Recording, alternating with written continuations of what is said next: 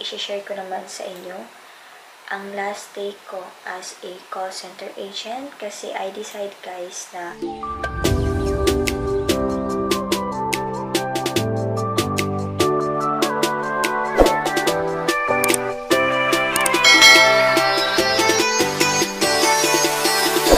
Hi guys! Welcome back dito sa aking munting channel. So, for today's video guys, meron po akong ginawa dito. This is one of my biggest decision na gagawin ko this year, 2024. So, alam niyo naman guys, sa mga solid viewers ko dyan, if meron pa bang matira. So, meron po akong mga videos or mga vlogs na ginawa about po call center agent. So, this time guys is i-share ko naman sa inyo ang last day ko as a call center agent kasi I decide guys na mag-resign sa work ko for how many years for some reasons, but no worries guys because at the end of this video i-share ko po sa inyo kung ano po yung mga reasons ko bakit po ako nag-resign sa work ko po for almost 2 years. So, ipapakita ko din po sa inyo guys. So, ito po siya yung ginawa ko now. So, pagkatapos nito is, ipapasok ko po ito sa TL ko and waiting for the approval. So, ang date po na inilagay ko dito as my final day as per my notice period is this coming February 8, 2024. And hopefully, na i-approve nila itong date as per my notice period sa last duty ko po sa work. So, just keep on watching kasi ipapakita ko po sa inyo at the next of this video kung ano pa po yung mga susunod na ganap. So, of course, ipapakita ko din sa inyo kung paano ko ginawa yung resignation letter ko para meron din po kayo mga ideas. Pero napakasimple lang ito guys, itong resignation letter na ginawa ko. So, just keep on watching! So, ito po siya guys. Ito po yung date ko sa pagbasa, of course, the name of the company and the exact location. So, hindi ko na lang nilagay para na rin po sa privacy. And, ito po yung name sa papasahan po ninyo. And, of course, ito po yung account ko na kung saan nag-work po ako dito as in position of technical support. And, meron po nakalagay dito. So, kinash out ko na lang. And of course, the final date as per my notice period. At dito naman po guys, i-share ko lang po yung mga pasasalamat ko sa kumpanya for how many years of working. And then dito po is mababasa po kung ano po yung mga possible na gagawin mo as in your 30 days of rendering period. At pwede nyo pong mag-add kayo dito kung saan nyo po sila or pwede kayong makontak kasi meron po yung magaganap na exit interview. And lastly po, ito po yung mga signatures which is your signature as an agent na mag-resign. So, ganito lang po siya kasimple. At of course, isisign na natin yan for the approval. So, hello guys! Again, finally, yung date na pinasahan ko ng resignation sa current company ko now is na-approve na, but there's unexpected event po na nangyari for past few weeks. So, instead of February 8 po yung exit ko sa work, ang nangyari naging January 31 kasi meron po ako mga events sa school ko na hindi po dapat na hindi ako makapag-attend. So, yung mga remaining date na sana is mag-work pa ako is ang nangyari doon, magiging terminal leave ko na lang siya. So, sa mga call center agent yan, if you're familiar about the accruals or yung remaining days ninyo sa leave, is yun po yung magiging possible na maging extra or maging remaining days na ilalagay sa date until na mag-exit ka sa work. So, prepare ko na lahat yung mga gamit ko na kailangan kong i-return sa company since asset nila yun, like the headset and the other things. So, ito po yung headset ko sa company, guys. Ito po siya. So, i-return ko po siya by Monday para ma-receive ko na rin yung COA ko kasi very important po yun sa work sa next work na papasukan ko. And of course, ito po, kailangan po talaga itong i-return sa company if you're familiar about the HMO. So, ito po siya guys. Itong dalawang to, i-return ko po to sa company.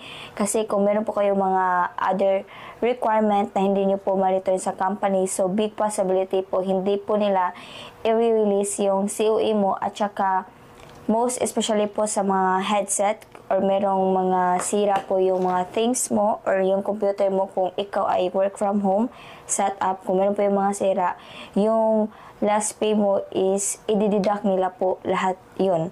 So, very important po na ma-return po talaga yung mga assets sa company kasi hindi naman po talaga ito sa atin. So now, i-share ko sa inyo guys kung ano yung reason ko bakit nag-exit po ako sa work ko.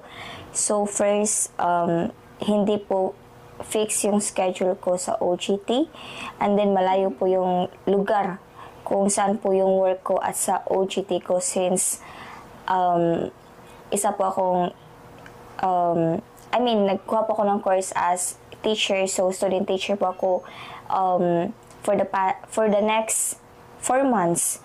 So, I need to exit na talaga kasi ako lang din po yung magsasuffer at the end of the day. Second is yung salary.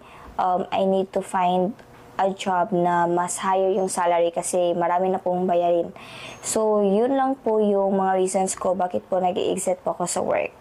Hi guys! In this video, meron muna akong i-share sa inyo. It's a short clip when it comes to enhancing your image quality. Most especially po kung kayo po ay mahilig when it comes to editing image. So, this called a Topaz Labs. So, nag-enhance na po ito into Gigapixel 7. So, you can purchase this one amounting of $99. So, this is the sample picture guys. So, this would be the before, the image, and by the using of Gigapixel 7, this would be the after. So, as you can see, there's a very big difference to the before and after of using the Topaz Gigapixel 7. So, you can have here the short description. It almost hundreds of thousand creatives that using the Gigapixel 7 to enhance their image.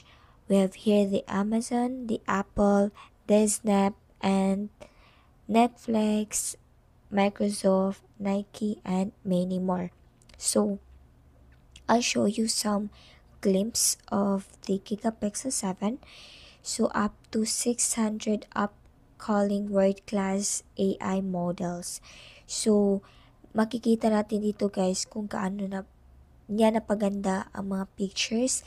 Even if you're using a Photoshop, makukuha nyo talaga yung magandang outcome sa picture ni AI while you are using this enhanced image quality. So, another picture sample guys. So, this would be the before and the after image. So, it will maximize pixels for the perfect prints. And no worries about this one guys since hindi po ito makasira po sa maximum or quality ng pictures niya pagkatapos nyo po siyang i-transfer to any kind of devices. So, again, marami na mga reviews about this one. So far, napakaganda na mga reviews niya sa mga users while using this Topaz Gigapixel 7.